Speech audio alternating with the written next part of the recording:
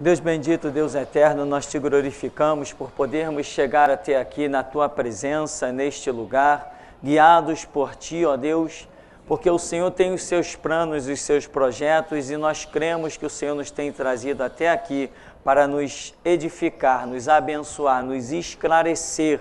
E é isto que viemos, ó Deus, buscar, porque assim é o teu exemplo, Senhor. Tu não vieste em busca de ouro e prata neste mundo, não vieste em busca de possessões, não vieste em busca de conquistas, ó Deus, como o mundo percorre, como o mundo procura, mas o Senhor nos ensinou coisas tremendas, ensinou que a tua palavra é a verdade, que o céu e a terra passarão, mas as tuas palavras não. O Senhor disse, se as suas palavras estiverem em nós e nós em ti, Senhor, nós pediríamos o que quiséssemos. Ó Deus, o reino dos céus está claro que ele é para aqueles que temem e tremem diante da tua palavra, e é isso, ó Deus, o que viemos buscar nesta manhã. Por isso nós te pedimos que toda a investida de Satanás seja envergonhada nesta hora, que a nossa mente alcance uma completa libertação, para que tenha um completo entendimento das tuas grandezas, ó Deus, porque os tempos se abreviam, Senhor, e a trombeta já está posicionada, tudo já está pronto para a consumação da era da igreja, e nós queremos, ó Deus, com grande glória, Deus, adentrar as mansões celestes, glorificando o teu nome pelos séculos dos séculos sem fim. Assim, Deus bendito, nos agracia nesta manhã, pois sem ti nada podemos fazer. Em nome do Senhor Jesus. Amém. Amém, irmãos. Nós vamos então seguir ainda com algumas observações sobre Coríntios. Lá em primeira carta de Paulo aos Coríntios, no capítulo 6.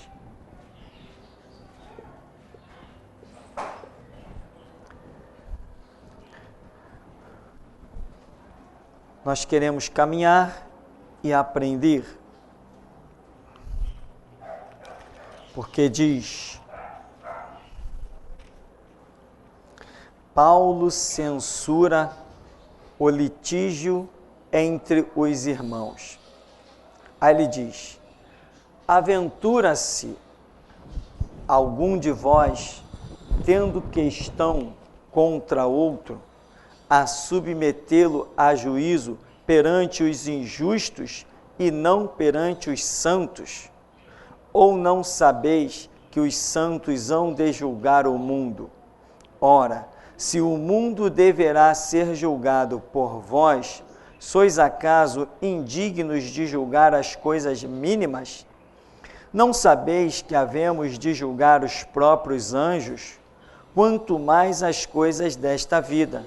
Entretanto, vós, quando tendes a julgar negócios terrenos, constituís um tribunal daqueles que não têm nenhuma aceitação na igreja? Para vergonha, vô-lo digo, não há porventura nem ao menos um sábio entre vós que possa julgar no meio da irmandade? Mas irá um irmão a juízo contra outro irmão, e isto perante incrédulos? O só existir entre vós demandas já é completa derrota para vós outros. Por que não sofreis antes a injustiça? Por que não sofreis antes o dano? Mas vós mesmos fazeis a injustiça e fazeis o dano, e isto aos próprios irmãos. Ou não sabeis que os injustos não herdarão o reino de Deus? Não vos enganeis, nem impuros, nem idólatras, nem adúlteros, nem efeminados, nem sodomitas, nem ladrões, nem avarentos, nem bêbados, nem maldizentes, nem roubadores herdarão o reino de Deus. Tais fostes alguns de vós, mas vós vos lavastes, mas fostes santificados, mas fostes justificados em o nome do Senhor Jesus Cristo e no Espírito do nosso Deus. Amém. Uma declaração bem tremenda de Paulo. O que se passava, nós podemos deduzir, né, na cabeça de Paulo. Paulo, ele está vindo, como a Bíblia diz, instruído, ele mesmo diz, instruído nos pés de Gamaliel, guardião da lei. Qual era a regra existente na cabeça de Paulo? O mundo, o ímpio, os gentios, né? E Israel com a lei. Israel tem o seu próprio tribunal. Não tem? Israel não tinha o sinédrio. Israel mesmo não determinava prisões, punições. Israel mesmo não determinava quando alguém ia ser escravo para pagar uma dívida. Israel não determinava a libertação de todos esses escravos. Não existia essa lei desde o Antigo Testamento. Tinha o ano do... se chamava... ano do jubileu. Isso, o ano do jubileu. Acredito que é essa mesma a palavra. Aí em que era uma época em que todos os escravos eram libertados. Essa lei foi dada por Deus lá no Pentateuco, no Antigo Testamento. Então Israel tem a lei. Essa lei é para quê? É para conduzir o povo de Deus. Essa lei é a regra. Mas os gentios tinham as suas próprias leis que nada tinha a ver com a justiça de Deus, com os critérios de Deus. Paulo, um homem recentemente saído do judaísmo,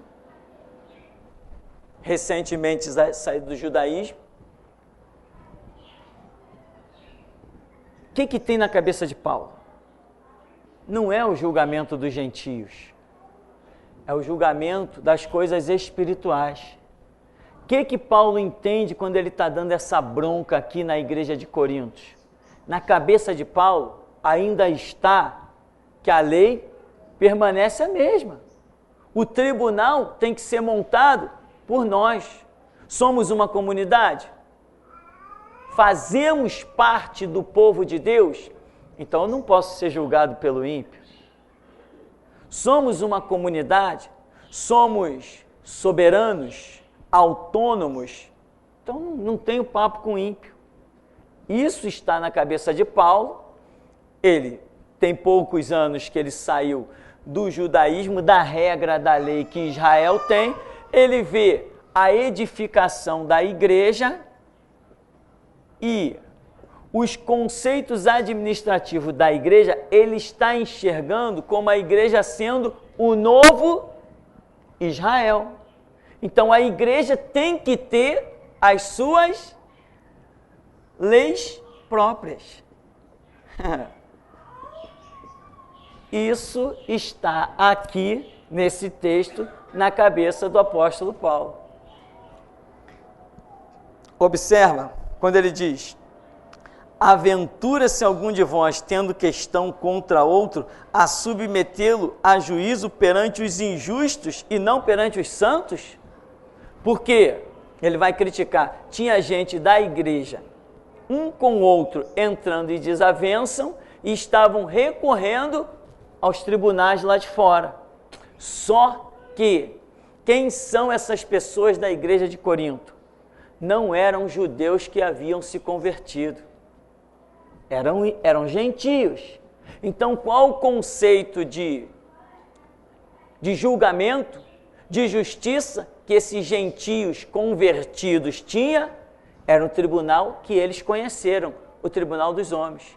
Paulo vem com uma cabeça totalmente diferente, vem de um tribunal religioso, aonde sacerdotes e reis levantados por Deus é que tinham a palavra final dentro do país, e Paulo entra num choque violento. Em outras palavras, que absurdo, Paulo está dizendo. Como é que vocês, um irmão e o outro, têm uma contenda e vai lá perante o tribunal dos ímpios? Ele até, essa versão revista e atualizada diz assim: constituís um tribunal daqueles que não têm nenhuma aceitação na igreja. Outras versões vai dizer, um tribunal de injustos, um tribunal de ímpios. E essa aqui diz, daqueles que não têm nenhuma aceitação na igreja. Ora, como é que nós, cristãos, vamos realmente nos submeter a um julgamento de ímpio? Que nem esses cantores gospels evangélicos, esses adolescentes que estão surgindo, e vão lá se inscrever nos programas dos ímpios, para ímpio julgar o ministério deles. Não, eu tenho ministério, Deus me chamou, eu vou no programa tal. Aí os ímpios estão lá julgando o ministério. Isso cabe na cabeça de alguém? Não, não cabe na cabeça de ninguém. Então veja bem, aqui Paulo demonstra algo, um conflito horripilante, que é a igreja está se submetendo ao mundo. E, infelizmente, nós só vamos poder reviver isso aqui de realmente todos os casos serem julgados perante a lei de Deus só no milênio. Porque as mentes não conseguiram libertação a tal ponto. E é o nosso trabalho nesses últimos dias. Fazer pessoas alcançarem uma libertação tal que ela possa voltar no milênio com a consciência de que é Bíblia sim, Constituição não. Esse é o objetivo. Porque quem não entender que o milênio, o reinado de Cristo será assim, haverá casos a serem julgados, haverá sim atritos, haverá uma série de coisas, tudo será julgado por quem? Nós, sacerdotes, comprados com o sangue de Cristo, com a lei de Deus na nossa mão, no nosso coração. É assim que será. Mas e hoje? Não deveria ser assim?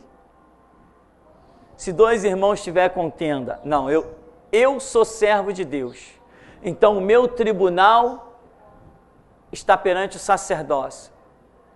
Não deveria ser assim a igreja hoje? Não deveria ser assim a igreja em todos os tempos?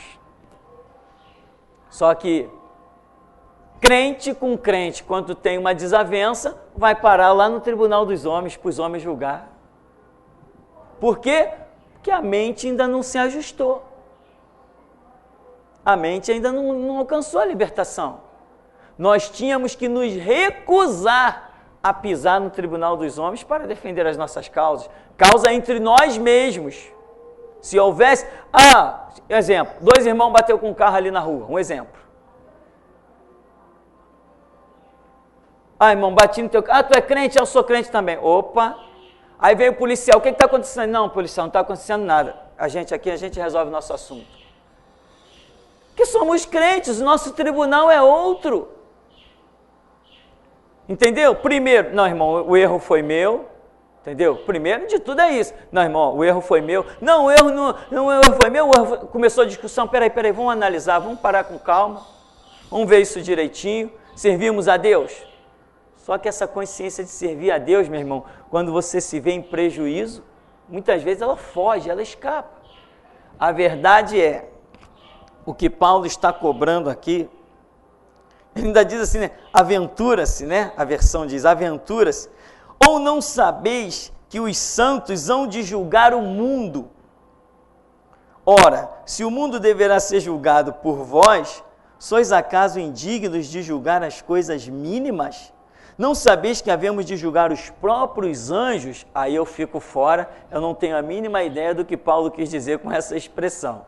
Antes que alguém me pergunte, já estou dizendo, não sei. Não sei o que Paulo está querendo dizer aqui como anjos. Se a palavra está entrando dentro da simbologia, que anjos significam lideranças espirituais, até nós mesmos, ou se ele quis se referir anjo mesmo, ser angelical. Se ele está dizendo que nós vamos julgar os anjos, seres angelicais, eu estou fora desse entendimento. Eu não alcancei a compreensão desse negócio. Então vamos deixar isso aí para quem se interessar e buscar e clamar.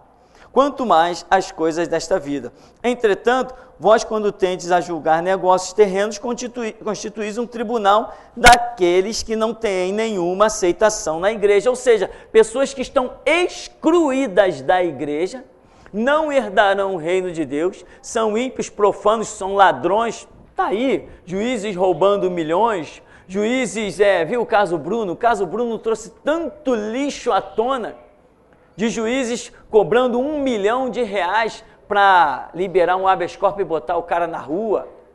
E tanto lixo que aconteceu. Esses juízes é que estão hoje julgando a causa de cristãos. Agora, eu particularmente não consigo ver hoje, devido à tamanha queda da igreja, para mim fica difícil ver a coisa julgada de uma maneira diferente. Por quê? Porque a própria igreja hoje não é um corpo único. A própria igreja hoje está completamente, isso já é desde o começo dos séculos, a igreja mesmo se dividiu muito desde o princípio. Então nós não somos mais uma comunidade única. Se fôssemos uma comunidade única, andando realmente na palavra, quem estaria dominando hoje seríamos nós. Olha essa multidão de gente que se diz cristão por aí. Milhões, 35 milhões de evangélicos no Brasil. Meu irmão, nós estaremos dominando tudo.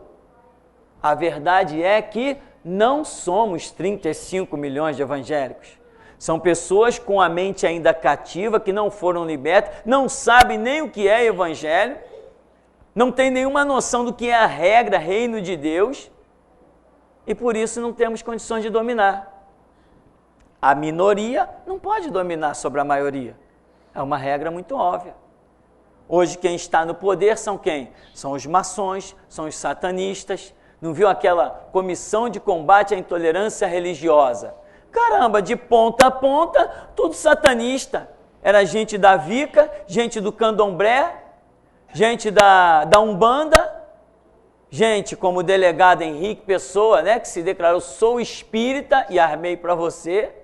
É esse tipo de gente que está aí no poder. O governador hoje é maçom, o prefeito é maçom, o presidente que saiu era maçom, vai voltar com certeza, só esperar. Então, quem está no poder? O diabo. Agora, se realmente esses mais de 30 milhões de evangélicos, que se dizem evangélicos, se realmente a mente estivesse liberta e estivesse disposta a seguir a palavra, nós cristãos constituiríamos o nosso próprio tribunal. E quando o Estado dissesse assim, não pode, a gente diz assim, então vem para a briga, porque vamos continuar julgando nós a nossa própria causa. Não vamos recorrer ao tribunal de vocês. Se alguém em nosso meio tiver que ser preso, vai ser preso nas nossas prisões, nas nossas condições. Mas não vai para a prisão de vocês. Somos 30 milhões. Quem vai ousar dizer alguma coisa? 30 milhões dispostos a morrer pela causa do Evangelho. Quem vai lutar contra nós? Não precisamos nem de armas.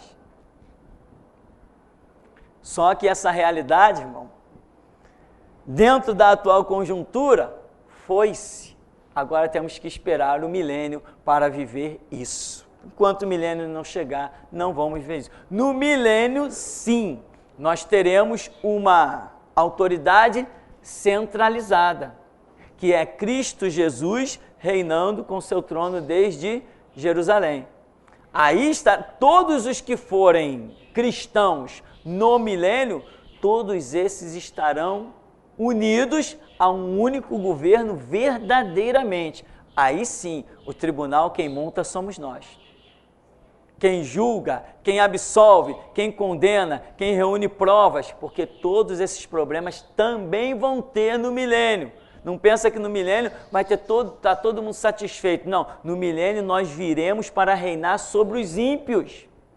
No milênio é pregação abundante, conversão em massa, com o próprio Cristo no poder. Mas vai ter gente, como nós já vimos várias vezes, insatisfeita, gente problemática, gente que vai perder as suas posições. Eu imagino que os advogados, os juízes, aqueles que desfrutavam da própria Constituição, esses serão os mais revoltados e terão que ficar encabrestados, sem poder fazer nada. mas vão aprontar uma coisinha aqui, outra coisinha ali, e o que vai acontecer? Nós teremos que julgar. Nós teremos, acredito, até que dar ordem de prisão para alguns juízes, advogados, alguns ex-delegados de polícia. O camarada é delegado de polícia, o camarada é líder do Estado-Maior das Forças Armadas. Eu vou chegar para ele, tchau, você não tem mais cargo, porque agora a lei é essa aqui, quem rege é o sacerdócio. O milênio é uma coisa assim tão louca, tão fora da realidade para muita gente, que muita gente até nem imagina, nem acredita, nem consegue conceber que haverá um milênio com Cristo reinando pessoalmente e nós voltaremos com Ele depois do arrebatamento para reinar por toda a terra. Mas quem viver, verá. Ou melhor, quem voltar, verá. Então, irmão, Paulo está criticando, descendo a lenha e dizendo, no verso 5, para a vergonha, vou-lo digo, não há porventura nem ao menos um sábio entre vós que possa julgar no meio da irmandade? Mas irá um irmão a juízo contra outro irmão, e isto perante incrédulos? O só existir entre vós demandas já é completa derrota para vós. Aí ele diz, por que não sofreis antes a injustiça? Por que não sofreis antes o dano? Mas vós mesmo fazeis a injustiça, fazeis o dano, e isto aos próprios irmãos. Ou não sabeis que os injustos não herdarão o reino de Deus? Aí ele vem com uma lista onde ele inclui, inclusive, os homossexuais, aí chamados nem efeminados, nem sodomitas, que na visão de Paulo, essa classe também não herdará o reino de Deus. E Paulo ainda diz até assim, nem os bêbados, nem os maldizentes, maldizentes são os murmuradores, etc. Então, 11, tais fostes alguns de vós, mas vós vos lavastes, fostes santificados, fostes justificados em o nome do Senhor Jesus Cristo e no Espírito Santo. Então, isso aí já até existiu na vida de vocês, mas agora, como ele vai dizer em outras partes bíblicas, se alguém está em Cristo Jesus, é uma nova criatura. Antes de seguirmos, quero saber se alguém aqui tem alguma pergunta que tenha surgido aí na memória.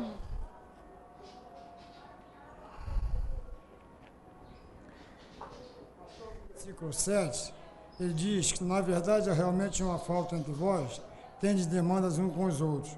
Por que não sofreis antes a injustiça? Por que não sofreis antes o dano?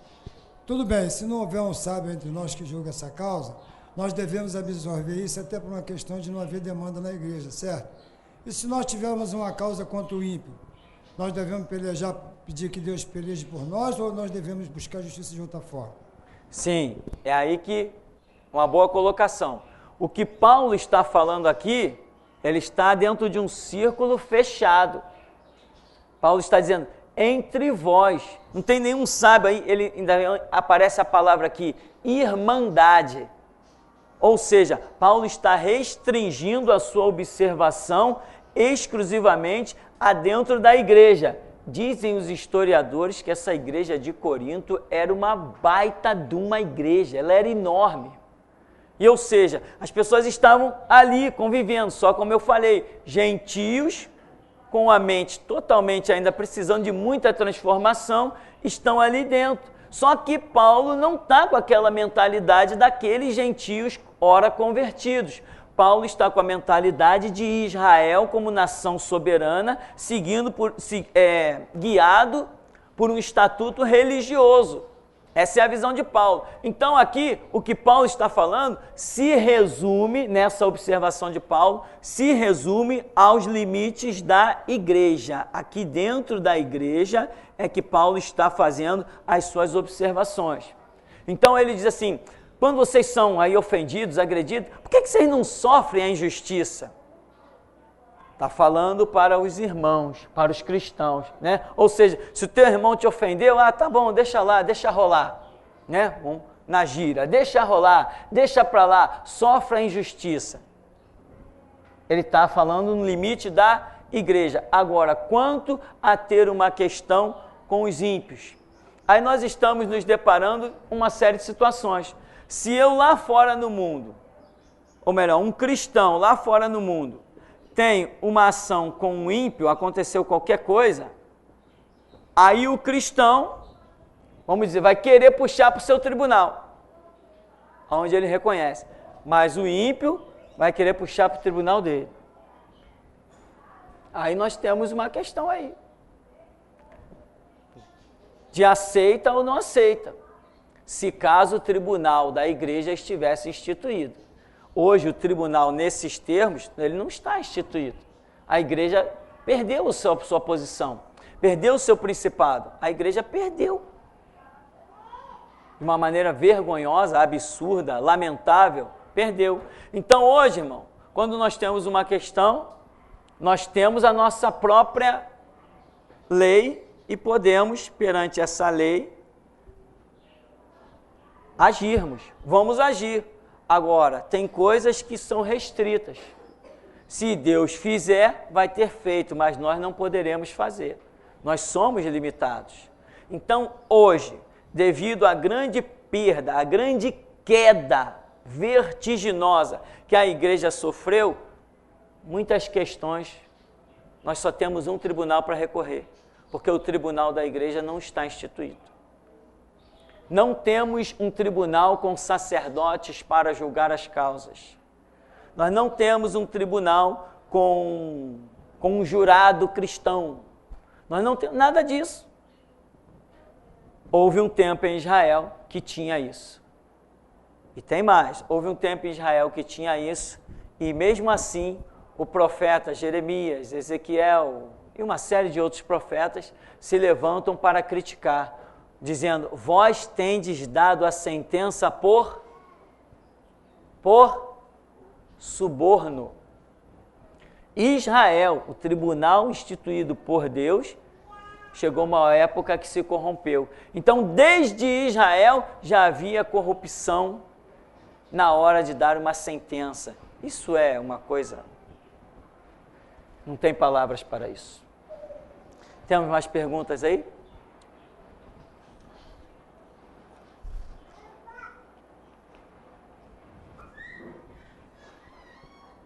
Pastor, a gente vê claramente essas duas leis representadas. Quando Jesus estava para ser crucificado diante de Pilatos, havia lá os sacerdotes, os judeus que estavam lá diante dele, vendo aquela situação toda. Então, o próprio Pilatos chega para ele e fala assim, ide e levai-o e crucificai conforme a vossa lei. Aí ele já diz, ao mesmo tempo, né, já diz assim, não, para nós não é lícito matar pessoas. A gente vê duas claras, a representação das duas leis, do sacerdote, né, e a lei de Roma, né, seria o sinédrio dos homens, né, o tribunal deles. É isso? É. Ali nós vemos uma situação muito interessante, nessa colocação aí, bem oportuna, né, com Jesus no cenário, como Cordeiro de Deus que tira o pecado do mundo, aquele que veio como ovelha muda para ser levado ao matadouro. Nós vemos ali, quando Jesus vem, Israel, ou seja, o tribunal religioso, ele está submisso, o tribunal religioso, né, Israel, ele pecou, ele caiu, Jesus vem para restaurá-lo, não consegue restaurar Israel, é um povo de dura cerviz, obstinado de coração, então Israel está sujeito a Roma. Deus mesmo deixou-los, porque eles estão em transgressão, o inimigo veio e dominou. Essa é a regra bíblica. Quando nós estamos em transgressão, não tem anjo para livrar da cadeia. Quando nós estamos em transgressão, a enfermidade pega, o acidente pega, o ímpio domina sobre o justo, o sal se tornou insípido, para nada mais presta, senão para ser lançado fora e pisado pelos homens. Se vacilamos, irmão, a coisa é cruel, é dolorosa, é triste. Então, Roma está reinando sobre Israel. Israel está submisso. Jesus vem, nasce dentro desse Israel, submisso a Roma, e nada impede de Jesus de levar a sua missão até o fim. Então hoje, embora a igreja de certa forma esteja pressionada por vários ângulos do sistema, nada nos impede de levar a nossa missão cabalmente até o fim. Nada impede. Por quê? Porque eu vejo esse exemplo na pessoa do Senhor Jesus. O que ele me diz para fazer, eu vou e faço, contrario todas as leis de Roma e fico de pé, porque ele é poderoso para me dar o livramento. Prenderam Pedro. Quem prendeu Pedro? Né? As prisões não eram de Roma? Roma trancafiou Pedro. Não tinha um monte de soldado romano do lado de fora? Impediu a obra de Deus? Não, aquele apenas se transformou num episódio muito mais glorioso. Quem foi Pedro antes da prisão? E quem foi Pedro depois da prisão? Amém? Essa é a realidade. Quando estamos andando na vontade de Deus, que alguma coisa que aparentemente seria catastrófica acontece na nossa vida, e vemos a mão de Deus, a fidelidade do Senhor, nós somos uma outra criatura completamente diferente.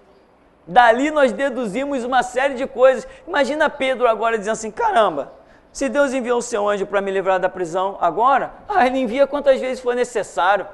A valentia dele, a ousadia dele deve ter se transformado numa coisa totalmente fora do comum. Então, ali, Israel pega Jesus e leva para o seu tribunal. Levou para o Sinédrio. Mas Israel mesmo não foi buscar Jesus no Getsêmani sozinho. Chamou soldados romanos. Ou seja, Israel está constantemente entregando a sua autoridade a Roma. Quando Pilatos diz assim, crucifica conforme, vai ser crucificado aí conforme a vossa lei, vai ser julgado. Não, nós não temos autoridade para matar homem algum. Já demonstra a intenção deles que era de matar. Nós não temos autoridade para matar homem algum. Por quê? Nós não temos, o nosso tribunal não é soberano. Nós bem que queríamos mesmo, porque quando Jesus falou, você é o Filho de Deus? Perguntaram. Se eu disser, vocês não vão acreditar. Se eu fizer uma pergunta, vocês não vão responder. Então tu és o Filho de Deus? Aí ele diz, eu sou. E desde agora vereis o Filho de Deus, a destra do Todo-Poderoso. Aí que como faz? Rasga as vestes e diz, é digno de... Qual foi a sentença do tribunal de Israel? A morte. Mas podiam matar? Não. Eles não eram tão soberanos, eles estavam limitados. Aí pegam, arrastam Jesus e levam até Pilatos. Se Pilatos não dá o mesmo julgamento que eles, Jesus teria sido solto. Quando Pilatos diz assim, tu não vê que eu tenho poder? Peraí, nenhum poder tu terias se do alto não te fosse concedido. Era um momento especial, era a hora. Então, meu irmão, essa colocação é muito brilhante, porque Roma está governando. O ímpio está tendo a palavra final sobre detalhes do povo de Deus. Agora, muitas coisas ainda aconteciam dentro do julgamento de Israel. Por exemplo, a Bíblia não fala, João 8, uma mulher pega em adultério, e aquela mulher ia morrer, e Roma não está nem aí, ela ia morrer. Quando levaram ela a Jesus, já levaram com as pedras na mão. Senhor, essa mulher foi pega no próprio ato, adulterando, e a lei, a nossa lei, do nosso tribunal religioso, a nossa lei diz que tais devem ser apedrejadas até a morte. Tu que dizes? Não tem jeito. A lei diz, tu vai contra a lei? Não pode ir contra a lei. Embora eles quisessem que Jesus fosse contra a lei, para poder desclassificar o ministério de Jesus. Mas Jesus lá, depois deles insistirem, Jesus diz assim, atira a primeira pedra, aquele que não tem pecado. Não foi contra a lei, não aprovou o adultério e conseguiu com uma palavra libertar a mulher. Só Deus fazer uma coisa dessa. Então, aí, todo mundo sacudindo já as suas pedras, porque ia matar, aquela mulher ia morrer. Cada um largou a sua pedra, e a Bíblia diz que desde os mais velhos até os mais moços, todo mundo foi embora, depois ele, cadê os teus acusadores? Ninguém te condenou? Eu também não te condeno, mas vai e não peques mais. Então, meu irmão, ia haver ali uma morte, uma sentença de morte foi dada. Agora, com Jesus, eles não encontraram essa autoridade.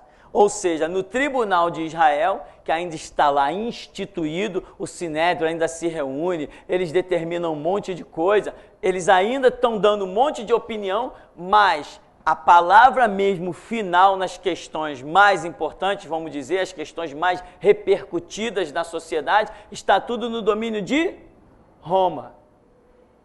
E hoje nós temos que admitir, com muito pesar, com muita ira, com muita raiva, eu tenho que admitir que ainda a palavra final ainda está muito lá no tribunal dos ímpios. Tem que admitir. Ou não está? Tá, por quê? Porque você não tem outro tribunal para ir.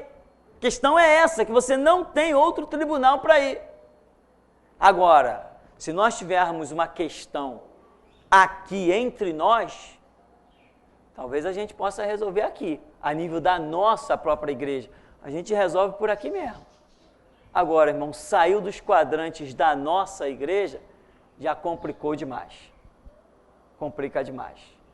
Mas eu vou deixar para você pensar nisso aí, e se você tiver uma resposta, traga para mim que eu vou aproveitar ela muito bem. Então, Israel está sujeito a Roma. Hoje, a igreja, não que a igreja esteja sujeita às leis dos homens, não é isso. Eu estou falando de questõezinhas, várias questões que acontecem por aí, a níveis materiais, a níveis físicos, eu estou falando disso. Não estou dizendo que a igreja está sujeita à lei de homem, não é isso não. Porque quando o mundo vem com os seus tribunais, com as suas armas, contrariar a palavra do nosso Deus, nós viramos mártires, para provar que não nos submetemos às leis dos homens. Mas nas questões de julgar uma série de outras coisas que tem por aí, a gente acaba tendo que ir ao tribunal dos homens. Por exemplo, você comprou uma geladeira, falar do que é tão comum, né? Você comprou uma geladeira, veio com defeito. Não vou nem pedir para levantar a mão, quem já passou por esse caos. Aonde você vai recorrer?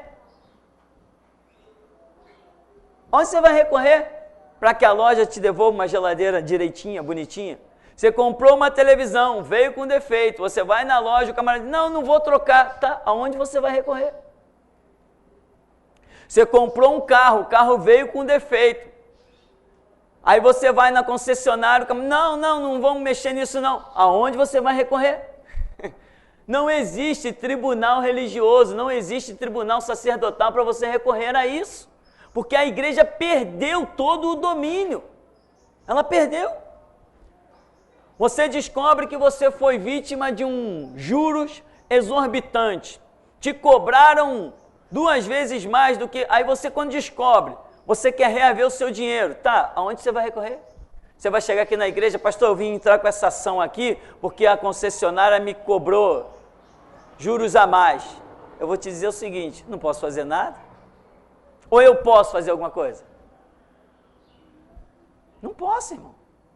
Você entendeu que, embora não nos sujeitemos às leis dos homens, ainda assim somos limitados? Por quê? Porque a igreja caiu, perdeu o seu domínio. Agora, se fosse em Israel, está lá Israel, bonitinho, direitinho, com seu tribunal sacerdotal, alguém chegasse, comprei uma charrete ali, puxada por 2 jeguinhos, e o camarada me vendeu um jegue sem ferradura. Ah é? Chama o dono da concessionária dos jegues lá. Quando chegar, você vendeu... não, é porque, sabe como é, né? O ferro ficou muito caro e tal, mas não. Você tem 3 dias para botar a ferradura do jegue, meu amigo. Tem 3 dias.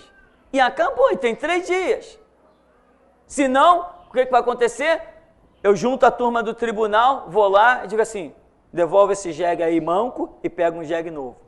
Põe na tua charrete. Assim, na ditadura. Na ditadura. Porque era assim que acontecia em Israel. A justiça era feita a qualquer custo. A justiça era feita a qualquer custo. Lembra que Davi tinha o poder de deixar viver ou mandar matar? Lembra quando Davi julgava uma causa e dizia, foi injusto, mata esse cara. Lembra disso? Quantos reis em Israel fizeram isso? Então, meu irmão, hoje nós estamos limitados, né? Esta é a triste realidade e não adianta fugir. Temos perguntas aí? Não? Temos algumas perguntas aí nesse bloco? Vamos ver então. Uma pergunta do Iendo. Ele diz assim, um judeu convertido tem de deixar seus costumes, como Páscoa, guarda do sábado e entre outros? Um judeu convertido, ele passa a viver o fruto da sua conversão, né? Então, um costume da Páscoa que relembra a libertação do seu povo do Egito, isto não altera em absolutamente nada a doutrina da igreja, desde que ele não queira trazer essa celebração judaica para o cristianismo. Não tem nenhum problema, porque é uma questão de um povo, como é que chama? É uma tradição de um povo, é uma tradição de uma nação, tem aquela data, tá, tudo bem, não está influenciando em nada a doutrina do Evangelho, né? Qual foi o outro detalhe da pergunta? Sim, por exemplo, guarda do sábado. Guarda do sábado complicou. A guarda do sábado complicou. Você celebrar uma festa, uma Páscoa, isso aí é besteira. Vamos assim dizer, para qualificar o quanto isso é insignificante dentro da nossa cultura gentílica. Isso seria uma besteira. Agora, vir para dentro do cristianismo, visto que no cristianismo a guarda do sábado já foi destruída, foi abolida, a guarda do sábado foi abolida, e o camarada se dizer cristão, um judeu convertido, e ainda insistir em guardar os preceitos da lei. Isso aí tem uma diferença muito grande. A guarda do sábado era uma questão para os judeus que Jesus, no cristianismo, aboliu. A Páscoa não foi abolida. Simplesmente a Páscoa nunca foi instituída para a igreja. Mas Jesus virou para aqueles judeus que estavam com ele na mesa, na Páscoa, e ele disse: fazei isso todas as vezes que beberdes, em memória de mim. Então, para os judeus, a Páscoa continua, mas para eles, aquilo agora é feito em memória de Jesus, chamado Cordeiro Pascual. Jesus morreu no dia da Páscoa, né? Jesus morreu e disse: este é o meu sangue que é derramado por vós. É o cumprimento da simbologia lá da libertação do Egito. Então, são duas coisas diferentes, não está no mesmo nível, são duas coisas diferentes. A guarda do sábado é uma coisa e a celebração da Páscoa é outra coisa. A guarda do sábado está extinta. Quando um judeu se converte, a guarda do sábado está extinta, mas a Páscoa ele pode continuar celebrando à vontade, como judeu que ele nunca vai deixar de ser. E sendo parte daquele povo, sempre ele estará relembrando a libertação que os seus antepassados tiveram do Egito. Isso altera em alguma coisa a doutrina do Evangelho? Não, em absolutamente nada. É uma pergunta do Edilberto. Pastor, eu queria saber do senhor sobre um cristão fazer tatuagens. Bom, já falamos sobre isso aqui uma vez. Sim, eu queria aconselhar os irmãos, principalmente os irmãos novos da igreja, se esforcem, procurem tomar conhecimento, que inclusive está disponibilizado na internet, do primeiro seminário, que nós fizemos um seminário, escrevemos primeiro, e o segundo seminário. Este primeiro e segundo seminário, eu considero assim, os mais importantes dos assuntos que nós aqui comentamos detalhadamente, com muitas perguntas e muitos esclarecimentos. Então, irmão, põe a preguiça de lado, adquira o seminário, escuta aquilo ali, para você não ficar para trás, para não passar daqui 5 anos, 10 anos, e você ainda estar precisando aprender coisas que já foram ensinadas lá atrás. Então, se esforça, caminha. O Ministério de Restauração, ele não é daqui para frente. O Ministério de Restauração tem uma raiz. E é por isso que Deus nos mandou preservar, gravar todos esses arquivos e disponibilizar. Nós temos eles gravados aqui à disposição no nosso centro bíblico e temos eles à disposição lá na internet. Qualquer pessoa que vem com papo de crescimento espiritual, igreja, qualquer coisa assim, eu digo, tá aqui, ó, jogo logo para lá, www.seminario1.com, porque quem não adquirir aquilo ali, não entender aquilo ali, não irá absolutamente a lugar nenhum. O ministério não é daqui para frente, o ministério tem uma história. Esse aqui tem uma história de coisas que passaram e que nem sempre nós vamos estar repetindo. Então, como é que foi a pergunta mesmo? Eu queria saber do senhor sobre um cristão fazer tatuagens. Sim, tatuagem. Por exemplo, eu não costumo ser radical, porque a tatuagem em si, você colocar uma marca de um desenho no seu corpo, até que me provem o contrário, eu não enxergo pecado nisso. Tem pessoas que olham para uma borboleta e querem desenhar. Outros desenham um pássaro. Outros querem escrever o nome do marido, eu te amo. O nome da mulher, eu te amo. O nome dos filhos, eu te amo. Meu irmão, se eu não tiver um mandamento do Senhor, uma revelação do Senhor, conjecturas, pontos de vista não vão interessar. Porque não é a minha opinião que vai fazer ninguém alcançar o reino de Deus. Não é a minha opinião. Mas é a palavra de Deus. Então, não, mas você não pode marcar o seu corpo, porque o nosso corpo é templo do Espírito Santo. Meu irmão, isso aí não passa de uma conjectura, tá?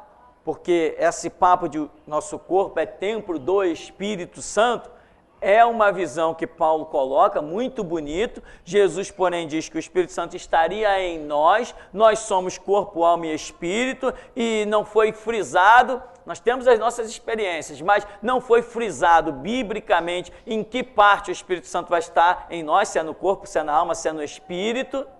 Então nós não podemos ficar nos perdendo em opiniões próprias. Nós estamos aqui para descobrir o que a Bíblia diz. Não interessa o que eu penso, não interessa o que eu acho, porque eu sei muito bem que o que eu penso, o que eu acho, não vai colocar ninguém no reino de Deus, porque eu não morri na cruz por ninguém, e acredite, não morro.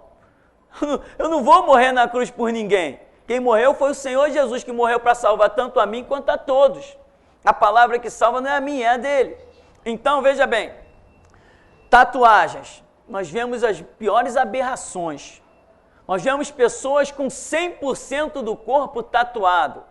Você não consegue nem identificar o rosto da pessoa.